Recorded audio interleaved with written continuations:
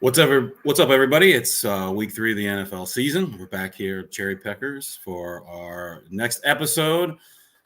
It's Sunday. It's noon. We're getting ready to roll here with our NFL best bets against the spread, player props, and even some teaser picks to follow up after last week.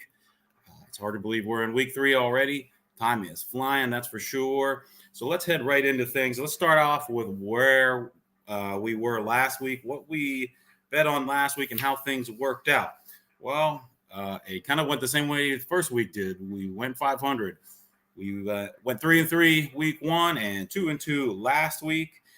We did a couple of teaser bets. To recap what a teaser is, if you're new to sports betting, it is a game where you get to add 6 points. It's called a 6-point teaser. You add 6 points to each team that you like against the spread, but you have to pick 2, and both teams have to be within those numbers. So whatever the line is, plus 6 points together, they both have to cover, and then you'll win the bet. So we did 2 of those, and we went 1-1 in those teaser bets.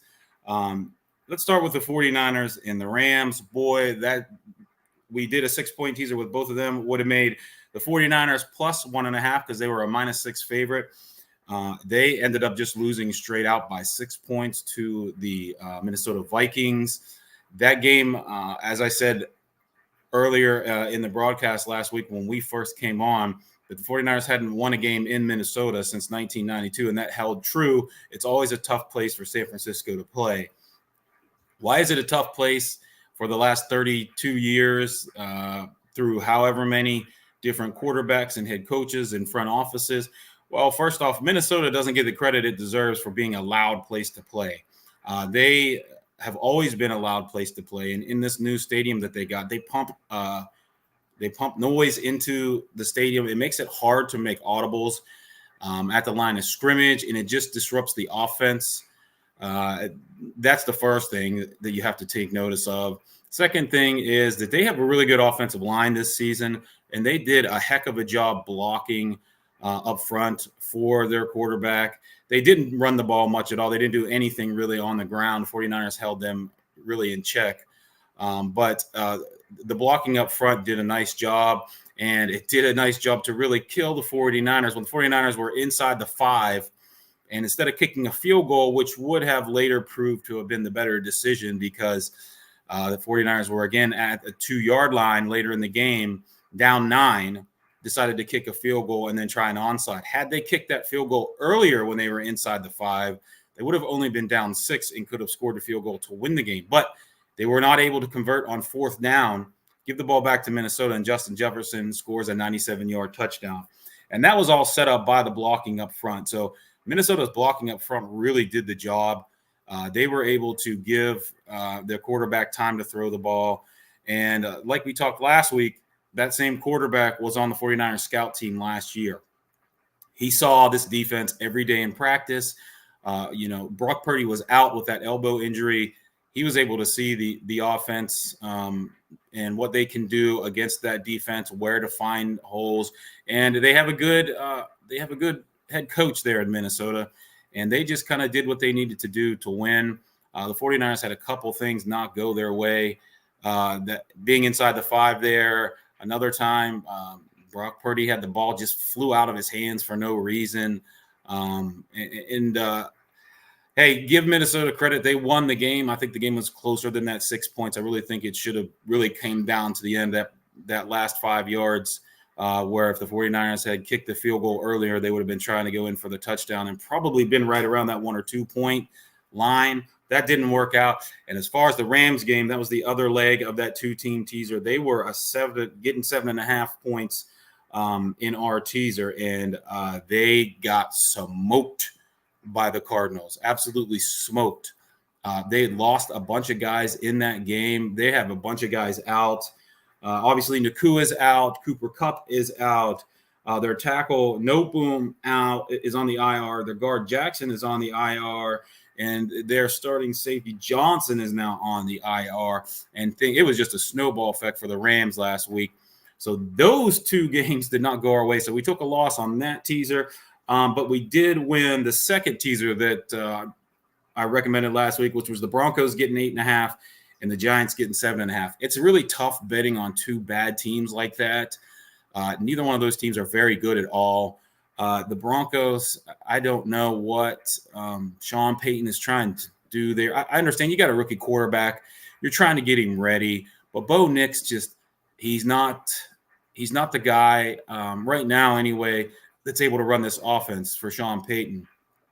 Sean Payton runs a very complicated offense. Russell Wilson is a guy that when he came into the league, I remember Pete Carroll saying Russell Wilson memorized that playbook in 2 weeks. To memorize an entire NFL playbook from never seeing it to 2 weeks later having it mastered means you're pretty slick, you're pretty smart, you're pretty sharp. And even he couldn't get Sean Payton's playbook down. He wasn't where Sean Payton wanted him to be. Sean Payton wants another Drew Brees in there, a guy that's got the kind of smarts to pick up that playbook, pick it up quickly, and go hit the ground running. Bo Nix is not it, and he made the guy throw the ball way more than he should have. I don't know. Every time he goes back, he's throwing the ball, and it's just, mix the run in some more. The guy's dying to throw the ball more, to get points on the board. He just wants to score, and he's got a rookie quarterback who played at Oregon, and I guarantee you that offense did not have a playbook like this Denver offense does. And lo and behold, though, the Steelers did exactly what we talked about last week, and they didn't blow anybody out. They aren't, it doesn't look like they're able to blow anybody out. They're just going to pound the ball, kick field goals, and, get a score here and there when they need it. I just heard a stat earlier today that they're only the third team since 1980 to start out 2-0 with only one offensive touchdown on the year so far. So that's probably not going to hold well for very long, but they play another team who's playing exactly like them this week. So we'll get to that game later. But the Broncos late in the game decided to kick a field goal and cut the lead down to under that 8.5. And then they tried an onside kick and they did not get the onside kick. It was almost like Sean Payton was like, hey, I'm okay with losing this game as close as I possibly can. And they were able to cover that 8.5 points there. The second leg of that winning teaser was the Giants getting 7.5 points. They played Washington, and they played atrocious. That team is bad right now. I don't know what's going on there. They just don't look like they can do anything right. To lose to a rookie and Jaden Daniels, and that Washington team is no good either. But, I mean, the Giants kicker was hurt during the week. He pushed through it, and instead of using one of those 53 roster spots to have an extra kicker hanging around just in case they didn't, I think he hurt himself on his first kick of the day, and they went the rest of the game without one. They tried an extra point with their punter, and the first try, it went wide. They didn't get it. So they had to go for two the rest of the game, and that ended up costing them the game, not having a kicker there. I just feel like you don't take a chance with a position like why not just get somebody from the practice squad up for a week, let your guy heal in a division matchup against a team that you usually own. Just don't chance it. Get the win and get out, and they didn't do it, but they were able to cover that 7.5 points. Man, I would not want to be a Giants fan right now. It looks ugly there. Brian Daboll might not make it through the rest of the season. It's pretty crazy to go from the coach of the year couple of years ago to be out of the league before the season's over. Whether the Giants will do that or not, I don't know. They might wait till the season's over and just wash their hands of him and Daniel Jones, but we'll see. They were able to cover the 7.5. So the Broncos plus 8.5 and the Giants plus 7.5 covered. That was a win for us. Here's a game I'm done taking the Titans because Will Levis is so bad. That guy just – another game the Titans should have won outright, and Will Levis sealed their fate. He threw a pick late, and he just doesn't look the part at all. They were the better team last week against the Jets, if you ask me. They should have won that game outright, and they most definitely should not have lost by more than 4, but yet they did because Will Levis he's not it, man. It's just quite obvious that he's not the guy. I don't know where they go from here. Heck, Ryan Tannehill sure looks like a hell of a lot better option than Will Levis right now. I do think for the second week in a row, the Titans look like had they had competent play at quarterback. I'm not even talking about playing like a top 10 guy. I'm talking about play like a top 20 guy, play like a top 15, play like the 15th, 16th best quarterback in the NFL. And the Titans are 2-0 right now. But Will Levis stinks, and they are 0-2 against the spread as well. So we lost that one. But we did come back with a win on Monday night. I recommended taking the Falcons at +6.5 at Philly. And lo and behold, the Falcons end up winning that game. I'm sure everybody that watches football saw what happened at the end of the game, where Hurts threw a pass to Saquon. All Saquon had to do was catch the ball, get the first down. The game's over, and he drops it in his hands. He drops it, and Kirk Cousins comes back, leads them down the field, scores, and they get the win, a close win. We had them +6.5. It kind of worked out great for us. It didn't work out great for Philly fans. Those are the gut-wrenching losses that really hurt. Those are the bad beats if you're betting against the spread for Philly. But it worked out for us. So we went 2-2 there with our game picks, the two teasers and the two against the spread picks. And then we did have 2 player prop picks. We said Bo Nix under 18.5 completions. Like I said a little bit ago, Sean Payton had him throwing the ball like crazy in that game, and I think he had 20 completions, and that was a really forced 20 completions because of how many times he had him throw the ball. So we just missed out on that one, but we did win with Brock Purdy over 241.5 yards. So that put us 1-1 in our player props and 2-2 in our game picks and teaser picks to put us at 5-5 on the season. So let's head into this week now. Let's start out. We're just going to talk about the Steelers game first. Steelers are at home taking on the Chargers. And I heard a very well-known handicapper, very well-known sports bettor, a professional sports bettor who's very well-respected, say this game is kind of like that Spider-Man meme where there's one Spider-Man pointing at the other because these two teams are mirror images. The Steelers and the Chargers are mirror images of each other. Jim Harbaugh is the head coach now in Los Angeles with the Chargers, and that Chargers team looks like his Michigan teams, looks like his 49er teams. He's just playing good defense, blocking well, running the ball, controlling the clock, not making mistakes. And you win a lot of football games like that. This year, I feel like more than any other that he's had in the NFL anyway, compared to his 4 years with the 49ers, he kind of has to play this way because he doesn't have the talent that 49ers team has or had, he doesn't have playmakers really outside of J.K. Dobbins. He really has Dobbins there to run the ball. Their receivers are nothing special. They have a good offensive line. They have a good quarterback, but Justin Herbert comes into this game banged up, and that's going to favor Pittsburgh. He almost wasn't going to play. It was going to be a game-time decision. He has a high ankle sprain. I don't know why they're pushing it to let him play this game. High ankle sprains are really, really lingering injuries. They can take you out for 8 games or more. They can really take forever to heal. They're pushing it. I have seen guys who've had high ankle sprains play through it or only take a week or 2 off to just come in and play. I don't know. I think they're kind of taking a chance here, but they have faith in that offensive line. I'm sure that's part of the reason. They think their guys can block up front, which is a tall task against Pittsburgh. So they're going with Herbert. He's playing. And, of course, the Steelers are sticking with Fields. He's going to be out there again. I think he's done enough to keep going until they're 100% sure Russell Wilson is ready to go, I guess. If Wilson even ends up starting, who knows? If they keep winning, they might just keep Wilson on the bench. He's not making very much money, so there's not a whole lot of incentive to get him in there unless Fields is playing really, really bad. Pittsburgh, what did they do last week? They did the same thing that they always do. They played good defense. They ran the ball. They kicked field goals, and they won the game. They did their job. The Chargers played the Panthers last week. That Panthers team is atrocious. They covered big time. Quarterback for the Panthers got benched. Bryce Young. He's a rookie. He's not a rookie anymore, but he's playing like a rookie now. He's just not doing it. They're going to get Andy Dalton in there. Those new coaches in Carolina, they don't want to have this season thrown away. They want to try to win. Bryce Young is not the answer, so they're going to go with Andy Dalton the rest of the year outside of him getting hurt. I don't see how he leaves that starting position there. But the Chargers whooped them up one side, down the other of the field, and won. They won the same way the Steelers win. They didn't do anything flashy. They just took care of business.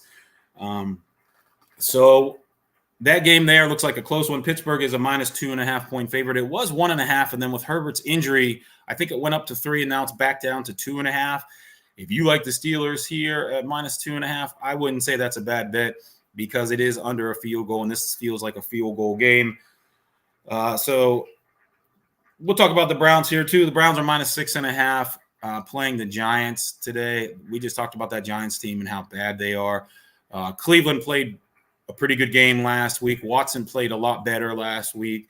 As I said last week, in that first week, Deshaun Watson was dealing with his dad dying. His dad died on Friday before game 1 of the season. He played on Sunday and played terrible against Dallas. Played a lot better against Jacksonville. Jacksonville still had a chance to win that game and probably should have. They're 0-2 and a team that should not be 0-2. But Cleveland took care of business, and now they're hosting this Giants team. That defense in Cleveland should really just be able to dominate this New York Giants team. This offense is terrible. They don't do anything really that well. They got rid of their best player on offense and their best and most popular player on offense. Daniel Jones looks terrible again. I wouldn't blame anybody who took the Browns -6.5, or if you threw them in a teaser and just made them -0.5 point there. They look to get things going here, rolling, and go to 2-1 if they can get this win against the Giants, and there's no reason that they can't do it. Watson, again, he's got to play well, but I don't see much on this Giants team to really give them, a chance enough to want to take them. 6.5 points is a lot. If you want to buy half a point, make it 7, I guess, but I'm not touching that game at all. And that Steelers game at -2.5 alone by itself, gun to my head, I guess I'm taking the Steelers -2.5. Feeling okay about that. I'm not going to make that a official pick just yet. We'll go to our official picks here in a few minutes. But first, I do have to say, if you have a gambling problem or if you feel like you need help, 1-800-GAMBLER is there for you. They will give you the information and resources you need to help you. Okay, let's get into our official picks of week 3. Like I said, we're at 5-5 on the season right now. 3-3 week 1, 2-2 last week. Let's start out with another teaser. I like teasers. You're given 6 points to the team that you like, whether they're an underdog or they're a favorite. We're going to start with 2 favorites here, the Cincinnati Bengals and the Kansas City Chiefs.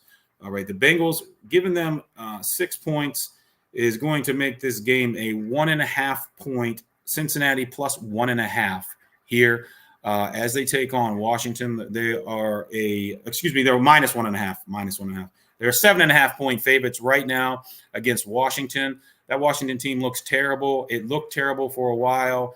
And I don't know why anybody would bother with this Washington team. Yeah, they won a game against the Giants. That's not saying much. But teasing Cincinnati down to -1.5.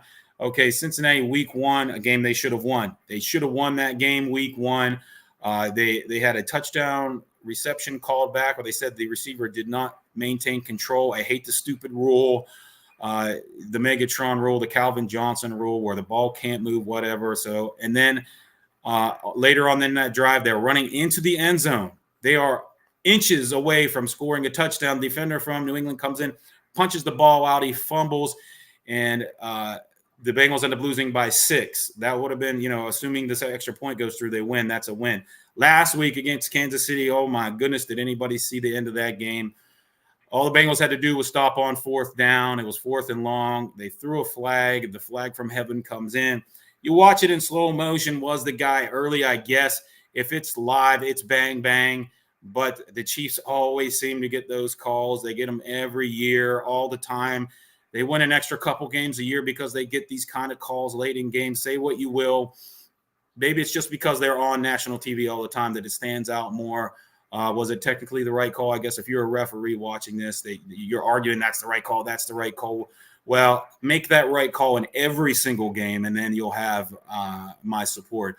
But don't pick and choose when you make that call, because I've seen that call not made a million different times, especially in a big game like that. The Bengals go down in another close one. I don't know how they don't win this game and win this game going away. going Cincinnati minus and at 1.5 points. They got to win by 2 or more. I don't see how that's not a slam dunk. And then Kansas City getting 3 points playing Atlanta. Yeah, Atlanta won that game last week. They won it on miracle situation, where Saquon dropped that pass and then they go right down the field. That Philly team, I don't think it's the team that we saw at the beginning of last season or the whole season before. I still don't think it's all that great. It's probably a playoff team, but I don't think it's winning the Super Bowl. So, I mean, Atlanta winning that game with the circumstances, okay, good for them. But this Kansas City team has not played well in either game that they played this season. They've got to start clicking at some time. Rashee Rice is the guy there. He's the main guy. And Patrick Mahomes has had some interceptions dropped. He's not played great. How long do we continue to see Pat Mahomes not playing excellent football? I don't know how long that goes on. I could see them really coming out and playing well against an Atlanta team that's on a short week. So I'm going teaser 1, Cincinnati minus 1.5, and Kansas City plus 3 points. Lock it in. That's pick 1. We're going to go with another teaser here. We're going to go with the Steelers and the Philadelphia Eagles here. So Steelers minus 2.5. We tease 6 onto that. We are at Steelers plus 3.5. And then I'm also going to take the Philadelphia Eagles getting 8.5 points here. That seems like a home run to me. The Steelers team getting points. It's going to be 3 points either way, I think, whether they win or lose. So getting 3.5, that feels really safe to me. I really like this game more and more. The more that I think about it, the more that I talk about it, the more that I think about the matchups here. I just don't see how the Steelers don't cover getting 3.5 points. And in fact, I expect them to win the game. It's just one of those teams the Steelers are going to match up well with here. And then the Eagles are a dog to this surprising New Orleans Saints team. New Orleans Saints are playing out of their minds right now. Yeah, they played Carolina week 1, but last week they whooped on the Cowboys. That was a not expected. And doing some research here this week, the Saints have a really good offensive line. There aren't that many great offensive lines anymore. 5-7 years ago, the offensive lines in the NFL had really been on an uptick. And I can remember commenting in this group of the Cherry Pickers about how crazy it was that we had terrible offensive lines forever. Then we had this chunk of time, 5 years, maybe 7 years, where there were some really good offensive lines in the NFL. And now there aren't that many great offensive lines. There aren't that many great centers and guards right now. And where is the defense flourishing? It's on the interior. Aaron Donald just retired, the greatest interior player ever to play the game. But there's been other guys playing in the interior, Ndamukong Suh, Geno Atkins. There are a couple of other guys that are just dominating right now. When you don't have a good interior offensive line, you can really, really struggle in this league right now. We talked last week. One of the reasons I liked Atlanta last week was because they do actually have a good interior offensive line. They kind of struggle on the edges, and we saw Pittsburgh take advantage of that. TJ Watt wrecked that offensive line. But against Philly's best defensive punch really comes from their interior defensive linemen. But the Falcons were able to block those guys and keep themselves in the game and come back and win. But this Saints team, man, playing great across the board on their offensive line, and it's given Derek Carr all kinds of time to throw. I mean, he's looking like Patrick Mahomes these first 2 weeks. But Philly getting 8.5, if we're teasing 6 points, that's a lot. That's over a touchdown and over a touchdown in a 2-point conversion. This Philly team still isn't bad. I think they could keep it with 8.5. I mean, I don't know how you don't keep it with 8.5. They're not that bad unless this Saints team just comes out and pushes their way around, bullies their way around. But that's the second teaser I'm going with. I'm going with the Steelers plus 3.5 and the Philadelphia Eagles plus 2 or 8.5, adding 6 onto that 2.5. That's teaser number 2. All right, player props bets. I got 2 for us. The first one is 49ers receiver Jauan Jennings over 42.5 yards. The 49ers are hurt right now. Debo is out, and George Kittle is out. That's 2 big weapons. Christian McCaffrey already out. Debo, McCaffrey, Kittle, gone. Not there, not playing this week. Somebody else is going to have to step up and take some of these catches. Jauan Jennings, If the 49ers had won that overtime Super Bowl loss to the Chiefs, Jauan Jennings would have been the Super Bowl MVP. The guy can play. He's a reliable guy. He's the third down. He's the guy that Brock Purdy on third down, when he needs bailed out, he goes to Jauan Jennings. I could see him going over 42.5 yards receiving. They are playing the Rams, who are beat up. They're missing, 2 offensive linemen. They're missing their 2 best receivers, and they're missing a safety. Jennings, he could have a touchdown, 80 yards and a touchdown today. I'm just going with the over 42.5, Jauan Jennings. And then another one I just took on feel here. The last pick I'm going to have here officially is Dalton Kincaid, over 38.5 receiving yards. He's got a great matchup this week with Buffalo. The Bills look pretty good. The Bills look to be, maybe the most steady team in the AFC right now, if you ask me. They are playing well. They even came back from a huge deficit in week 1 against the Cardinals, and we talked about how that's what championship caliber teams do. They don't get flustered. They keep playing, and Josh Allen is playing great. I'm going to say Dalton Kincaid over 38.5. These are kind of stretches here. These aren't slam dunk home runs. These aren't guys that usually get a lot of targets. So just proceed with caution. Remember, this is just me talking here, me doing the research myself, and me giving out my picks. We'll have our official system picks, which is based on numbers, which is a system that was made years ago that I've refined over the years to spit out picks for us every year. And it's the reason that we started this group.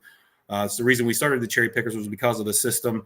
The system will have picks in week 5. We need 4 weeks of information, and we need the team to have the same starting quarterback for 4 weeks before we can use them. So if any team between the start of the year and week 5 has a quarterback that misses a game, or somebody that started less than 4, they will be thrown out. We can't use them. So, for instance, the Panthers, we won't be betting any Panthers games with the system until we get 4 games of information with Andy Dalton, assuming that he stays the starter and stays healthy. So our 4 picks, Cincinnati and Kansas City in a teaser, the Bengals -1.5 and the Chiefs +3. The second teaser, the Steelers +3.5 and the Philadelphia Eagles +8.5. That's teaser 2. Our prop bets, Jauan Jennings over 42.5 yards receiving, and Dalton Kincaid over 38.5 yards receiving. So that will do it for here, week 3 of the Cherry Pickers. We have 4 more picks this week, so we are 5-5 right now. Hey, it'd be nice to end 9-5 next week, and I really am leaning to taking that Pittsburgh -2.5 right now, but I'm going to lay off of it being an official pick. We'll talk about it next week. Either I'll kick myself or I'll be glad that I didn't do it. But that'll do it. One more time, remember 1-800-GAMBLER. If you have a gambling problem, the information and resources you need are provided at 1-800-GAMBLER. 1-800-GAMBLER is there to help you in anything that you need help with concerning sports betting. Thanks for tuning in, guys, and we'll see you next week. YSN thanks you for watching this presentation of Your Sports Network.